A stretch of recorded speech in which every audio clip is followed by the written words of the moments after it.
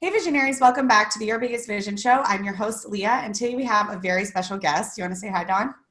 Hi, everyone. How are you doing today? Good. We're so excited for you to be here. How are you? I'm doing wonderful, thank you.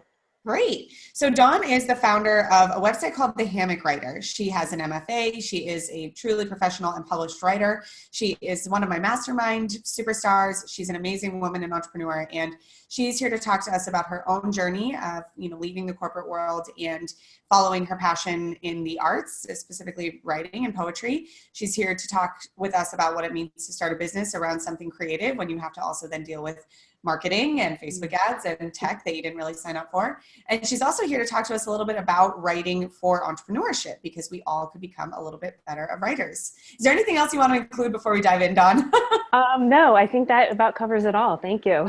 Awesome. My pleasure. So why don't we go back to the beginning of your writing journey? When did you know you wanted to be a writer? And tell us a little bit about your education in writing. Sure. So I started writing, I was about 10. So I was young and I wrote really short little, at the time I didn't know it was called flash fiction, but it was probably flash fiction. And I would personify things like pencils and skyscrapers and just tell little stories. I always had I always carried a book around with me. So I've been a lifelong reader and writer. And from the age of 10, through high school, I wrote. I didn't write very consistently, but I had a creative writing teacher my senior year in high school who just kind of scared me a lot in his approach to how he taught, but also kind of just planted the seed for me for later on in terms of where I was going to take my writing. I didn't write, I'm primarily a poet. I did not write poetry consistently until my mid-20s. In my undergrad, I studied communications with a minor in English. So I have a background in advertising and marketing, PR writing. That's where I went down my career path early on, and then just would always write on the side. I would go to open mics. In my 20s, I knew I wanted to go back to graduate school to get an MFA, particularly in poetry. But I had small children and other responsibilities. And so when the choice came down to who was going to go to school, it was, clearly they were going to go to school. I was going to put my graduate degree on hold. I went back to school in my mid-30s. I was 36 when I finally went back to graduate school. And it was, one of those moments where it happened at the exact right time for me. And it gave me a safe place to kind of learn more about poetry, to take chances with my creative writing. And really, I met a community of people who are still 15 years later, 14 years later, just an integral part of my life and of my writing journey, who have just supported and encouraged me along the way. What was the eventual push for you to go back? Because it sounds like at that point, it would have been easy to talk yourself out of it. Yeah, I loved to write and I loved poetry. And because I didn't study poetry in depth as an undergrad, that I was more focused on professional writing, I just knew that I wanted to take a deeper dive, and I knew that graduate school would be that place. And it was kind of like happenstance that a local university in my town started a master's program in writing. And my kids at the time were older. They were in middle school, early high school. And I thought, if I don't go back right now, in a few years, I'll have college tuition bills for my kids. And It was just like now or I don't know when. So, and I was working a pretty demanding full-time job, and I just said, okay, I'm going to do this. And I had the support of my family and my friends, and we lived in a really kind of messy, dirty house for a couple of years because something had to give, and my cleaning skills kind of went to the wayside while I studied. Sure. So during that time, did you know in your heart that you wanted to give up corporate writing, you wanted to give up marketing, and you wanted to write full-time? Really through my entire adult life, I knew that. I have worked kind of varied jobs that all have had a little bit of writing in them. I've been a copywriter both in-house and as a freelance writer. And I worked in an admission office, which is a lot of marketing work too. And but I always knew that I wanted to be a teacher. So after I went back for my MFA, I was working at a private school, and they gave me the opportunity to teach 8th grade English. And it was like my dream come true, because really my whole life, all I ever wanted to do was be a writer, a teacher, and a mom. So I was a mom and I knew I was a writer. And so when I was given the opportunity to teach, I'm like, wow, this is like the trifecta for me. And I was so grateful for that. But even in that teaching job, like I would go away on vacations with my family and I would sit on the beach and I would journal. And when I look back at those journals, I'm saying the same thing over and over again. It's like, what is the next step? How can I make creative writing more in the forefront of my professional life? How can I fight that wave of you can't make money with creative writing? And how can I kind of package the creative writing and the teaching together in a way that would allow me to work from home or work from wherever I wanted? So that little voice has been in my head since my 20s. So it still took me a long time to get to the point where I was able to do that, but it was always there. I love hearing this because I know so much about you at this point. You've been in my mastermind for almost, like 8 months, 9 months Right. now. And you really are living your dream, your lifelong dream. You work independently, you work remotely, you teach writing, but creative writing is still at the forefront of it. I'm so happy for you. Thank you. Like happier than ever. So, okay, great. So when was the moment when you realized you're going to start your own business? And I know you had been doing some side things while you were still at your corporate job, but you kind of, jumped and had the parachute catch you. I kind of did. From the time I was in graduate school until my late 40s, I published 2 books of poetry. So my creative writing was kind of always on the side. And at that point in my 40s, I had left teaching and I was working in an administrative position at a local university. And it was a great job. I worked for a dynamic boss, but there was still that, I want to do something different, and I'm getting older and now my kids are grown and out of the house, and I can kind of focus on what I want to do. And it was kind of like a coming together of a lot of upheaval in my life. I had been married for most of my adult life, and I was separated and getting divorced. And it was in this process of trying to get settled with that decision and moving on from that, and how my boss was just so completely supportive of my creative life and of that life decision. In the moment of a very impromptu conversation, he's like, well, where do you see yourself? And I really just blurted out, quitting and starting. At the time, I'm like, I want to freelance write. I mean, I wasn't using the word business or entrepreneur. And it really, I did not have a plan. It was just like, this is what I'm going to do. And in that moment, instead of him saying, okay, pack up your things in 2 weeks, he's like, well, how can we make that work for you? And we kind of talked through a plan. And I actually, that conversation took place in December, and then I left in August of 2017. So he and I knew for a long period of time. And then, when the announcement came out that I was leaving, it was like these doors open, like somebody knew about a copywriting job that I could do. And I did a little bit of freelancing for a local ad agency. So the more I talked about it and the more I shared, the more opportunities that started to come, kind of come around my way. And that's how I got started. I did kind of just leave. I did not have a business plan, or I didn't even have a business name at the time. I just was like, I was going on instinct, which is what I've really done really for the last 2 years since I left as well. What did that experience teach you about trust, about how all those things kind of flooded into your lap that you didn't even know existed? Yeah, it's really kind of that belief, right? That you just kind of keep taking each step forward. And even if you don't know the how, you just kind of listen to your gut and listen to your heart and just keep making those decisions. I think in the last 2 years, I have kind of switched my mindset to I'm a freelance writer to I am building a business. I'm building this legacy for myself. And that's kind of been a slow process, but through things like your mastermind and just a lot of reading that I'm doing, it's just been just this switch that has gone for me, and that I'm truly grateful for, because being an entrepreneur is scary as all get out. And there are those moments that you're like, what the hell am I doing? And, but I wouldn't trade that. And I wouldn't trade the hiccups or the missteps that I've done, because they're all part of that learning process. And when I look back to 2 years ago to today, I might not be where I thought, oh, here's the goal I'm going to set, but I've just learned so much. So it's just, you just have to believe and trust. And within that belief and trust, for me, what I've learned is I also have to ask for help, because I really was a person, it's like, I'm just going to do this on my own. going out on my own to be a single person for the first time in my entire adult life. I'm just going to do this on my own. And you can't. Early on, I remember my dad saying to me, nobody does anything totally alone. And I know we've talked about that a lot too. So it's just the belief and the trust in myself, but also in that there are other people around if I just speak up and ask for help. Yeah, that was a hard lesson for me too, but I learned it. I remember, I still am learning it, but I remember when I was in high school and I struggled with chemistry. I just it didn't click for me.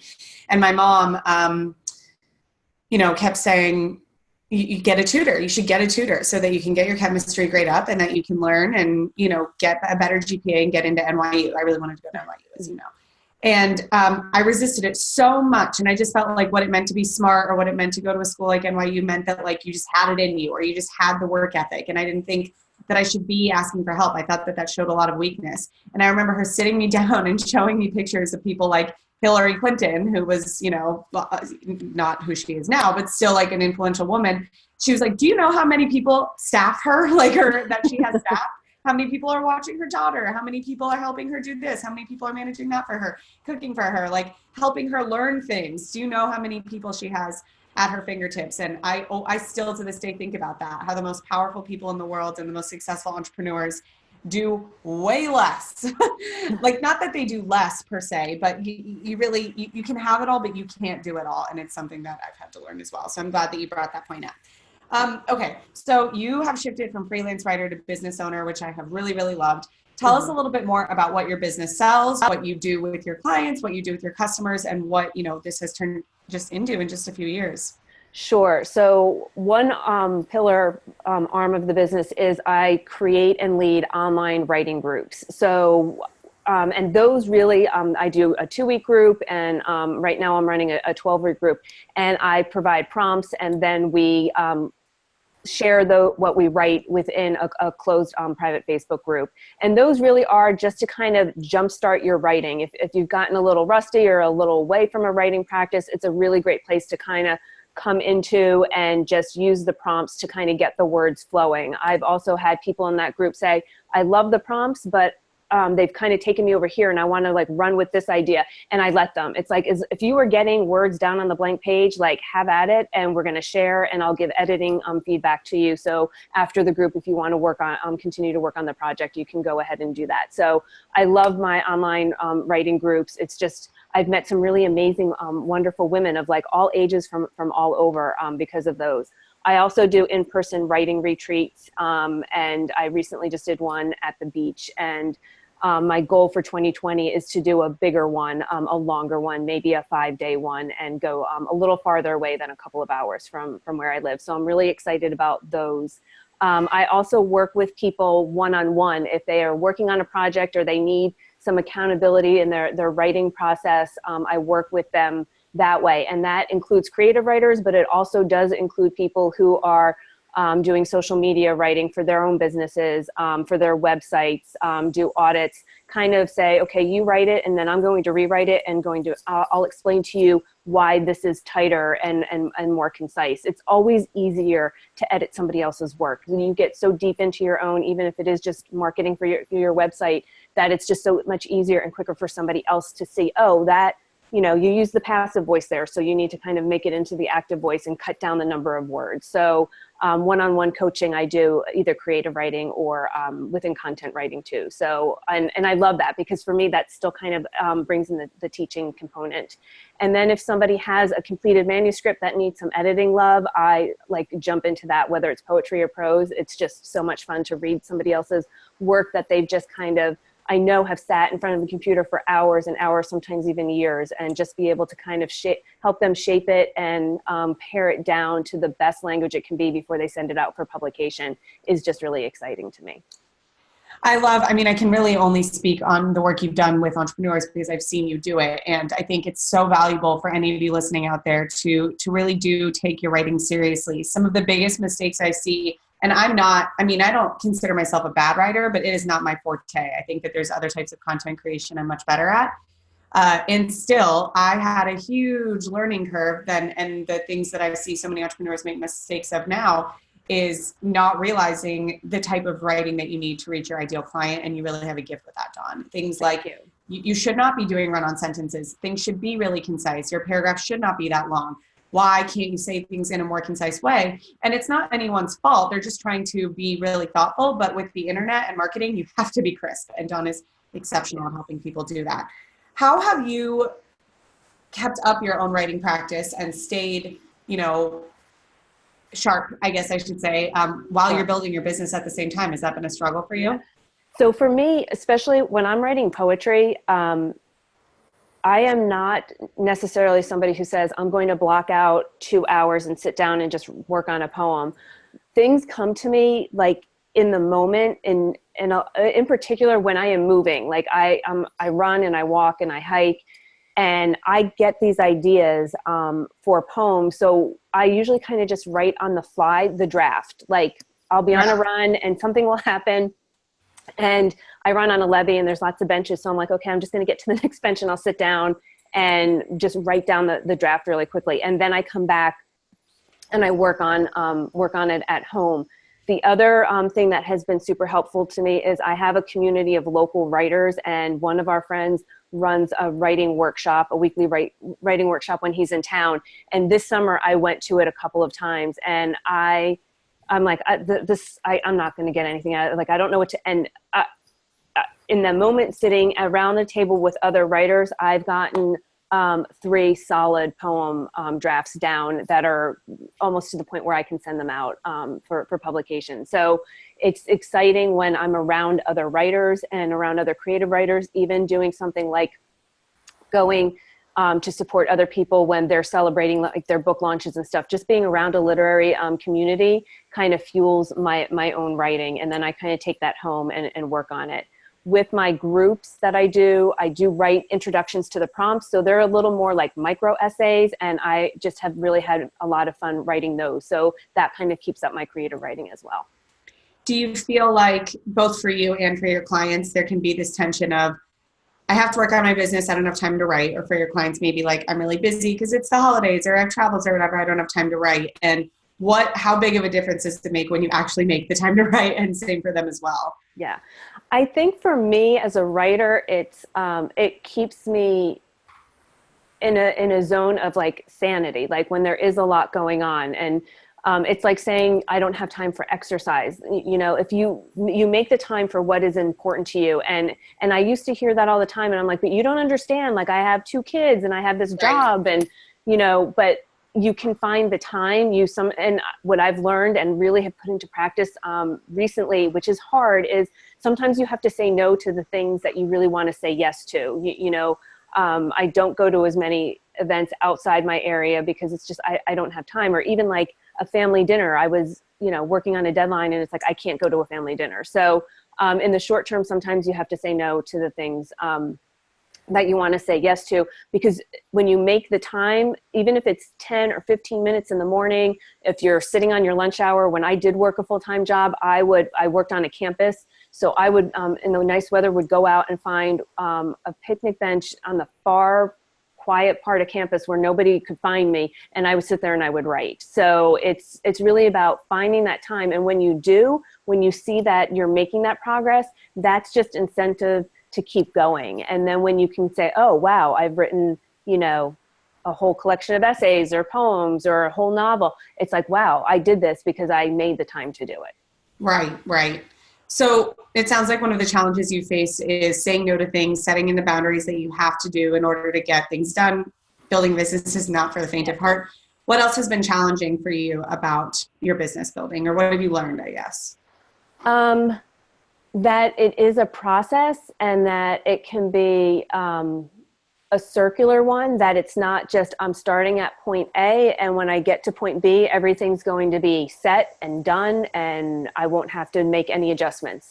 And I think I had a notion that it was that way, but I think being in the thick of it, that's really like, oh yeah, this is like, I'm not going to just write one of these things and it's going to be one and done, and then I'm going to, move on to the next thing. It's really kind of trying different things and then seeing what works. And when you don't have something that works, it's like, okay, well, how can I flip this and how can I make this work? Because being an entrepreneur is great, and it gives you the freedom to kind of make your own schedule and work where you want, but it's also like, oh, okay, well, I need to make a living. I have bills to pay. You know, there's the reality of that. And so I think for me, dealing with the financial ups and downs has been one of my biggest struggles that I continue to kind of still try to work through, but not get paralyzed by, because that won't help my business at all either.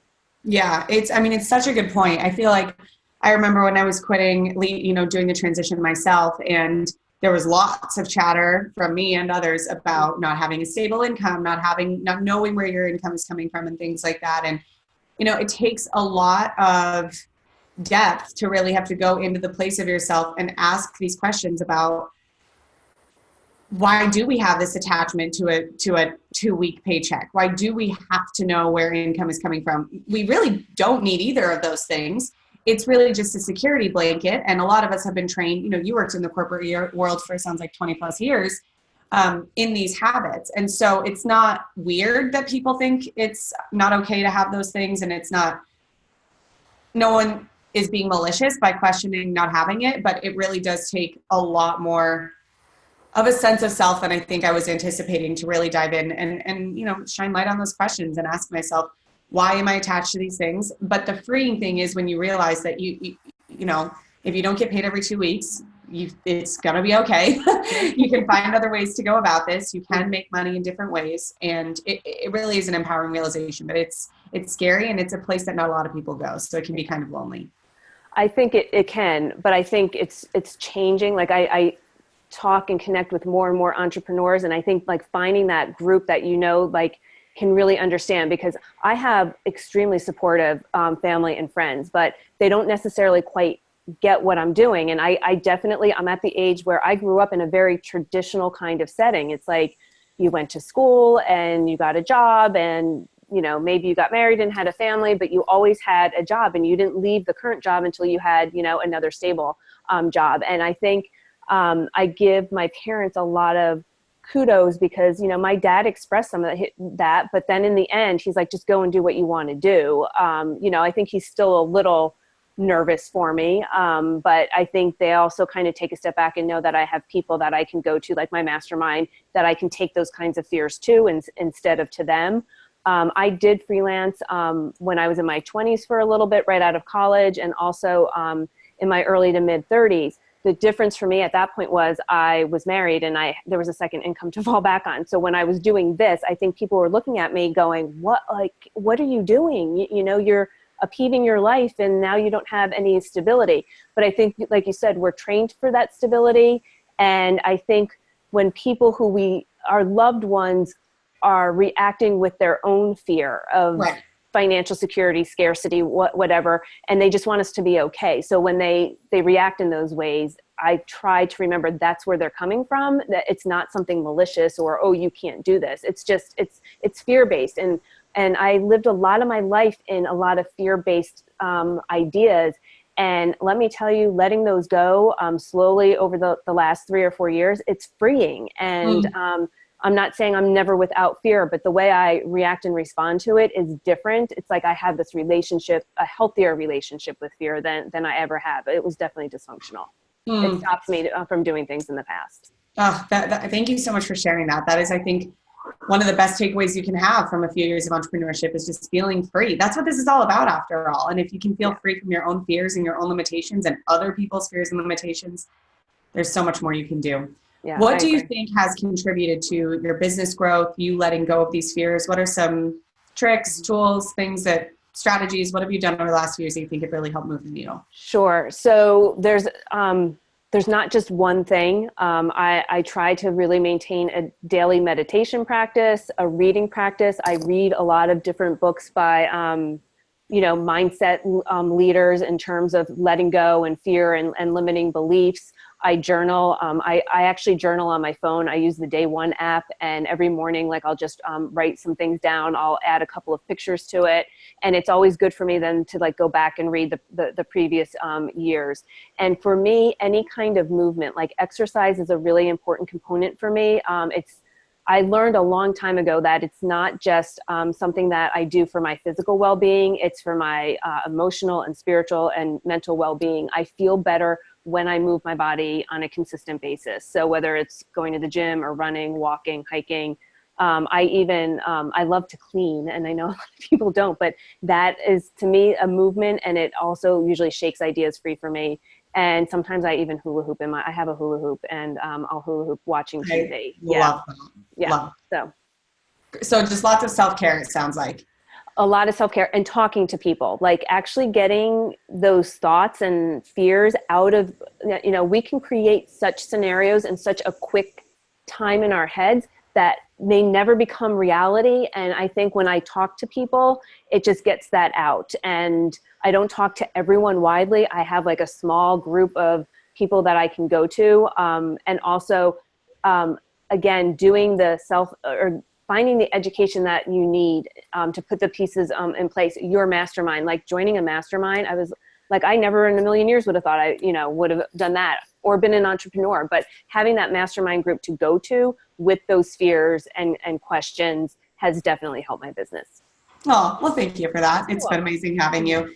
And I couldn't agree more with everything you said. It's so, so important to have a community. The first year of my business, I'd say I was very resistant to joining anything, hiring anyone. I just was like, entrepreneurship means doing it alone. I don't know where I got that idea from, because now every entrepreneur I read books or watch their interviews, they all say, have a mentor, learn from people. Even my dad, one of his he had a list of quotes that he had a few quotes that he wrote down.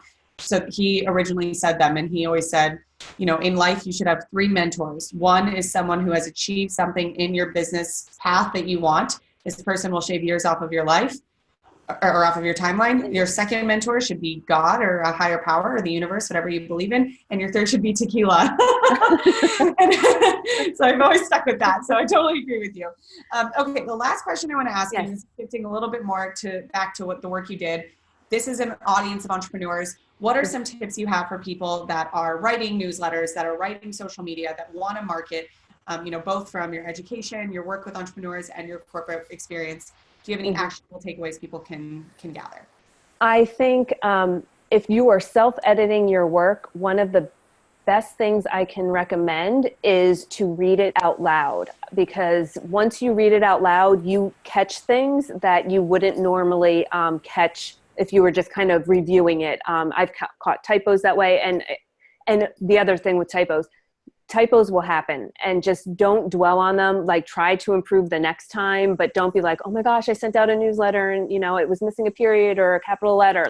Just get the words down, review it, and then hit send. And the more you write, the easier it will become and the better you'll get, because you'll start to get into a natural cadence of your own voice and what message that you're trying to tell for your brand. So just keep writing. And if it is something that you absolutely loathe, if you're throwing a tantrum like a 5-year-old because you have to write a newsletter or social media content, just ask somebody for help or hire somebody to do it. Yeah.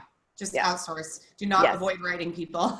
No, hire someone to do it. You need to communicate. Yeah, you need communication. Exactly. Yes. All right, Dawn, I have 3 lightning questions for you. Are you ready? Oh, I guess. Go ahead. You can do it. You're going to do great. What's your go-to when you're having a bad day? My go-to when I'm having a bad day is music. Good one. Great one. Mm-hmm. What is the thing you're most proud of in your entrepreneurial journey so far? That I'm still doing this 2 years in. Awesome. Great one. Do you have a go-to business podcast or book that really helps you? Oh, I love, there's so many. One of my favorite books, and it's more about creativity than it is about entrepreneurship, is Big Magic by Elizabeth Gilbert. It's really about showing up for your creative work. So showing up for your work and everything else will flow. I also love Stephen Pressfield's The War of Art and Do the Work, and Jen Sincero's books, You Are a Badass and You Are a Badass at Making Money. Those are just a couple. Yeah. Great. And where can people find out more about you? I have a Facebook author page, which is just Dawn Leas. I also have, I use Instagram on a regular basis, and that's at The Hammock Writer. And I also have a website, thehammockwriter.com. Amazing. And she has a 7-day challenge for you in there to jumpstart your writing practice. So if you want to get back into writing, or you want to improve this for your business, for yourself, whatever it is, go check that out. It's totally free, super popular, and she's great. Yeah. And I also do have 2 poetry collections. You can find them on Amazon. Oh, wow. Amazing. Yes. All right, great. Well, thank you so much for being here, Dawn. Thank you for your insight, your vulnerability, sharing your stories and your takeaways. This was hugely valuable, and we so appreciate everything you've had to teach us. Okay. Thanks so much, Leah.